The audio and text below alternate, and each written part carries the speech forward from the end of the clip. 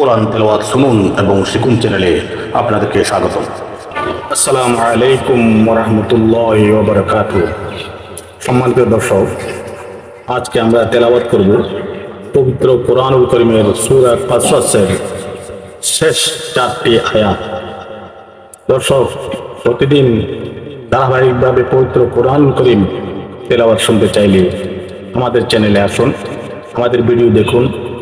পবিত্র কোরআন শরীফ যারা নিজে নিজে তেলাওয়াত করতে পারেন না, তারা আমাদের ভিডিও দেখুন। আমাদের ভিডিওতে, আমাদের চ্যানেলে প্লেলিস্টে আসুন, কোরআন তেলাওয়াতের ভিডিও, নুরানি শিক্ষার ভিডিও, নুরানি কায়দার ভিডিও আছে।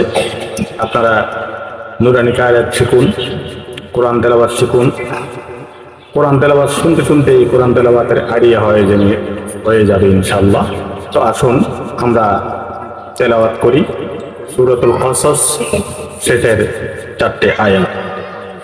আউযু বিল্লাহি মিনাশ শাইতানির রাজীম। বিসমিল্লাহির রাহমানির রাহিম।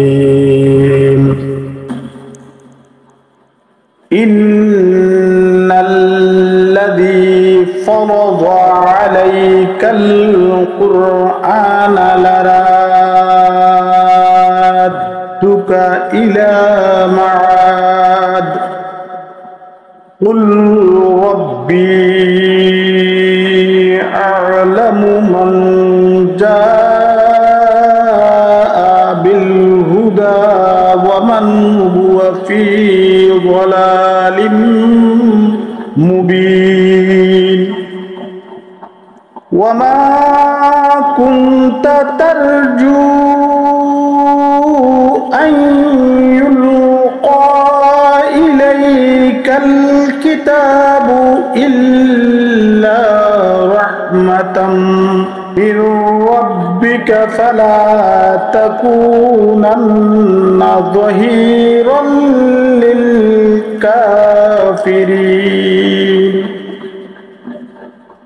ولا يصدنك عن آيات الله بعد إذ أنزلت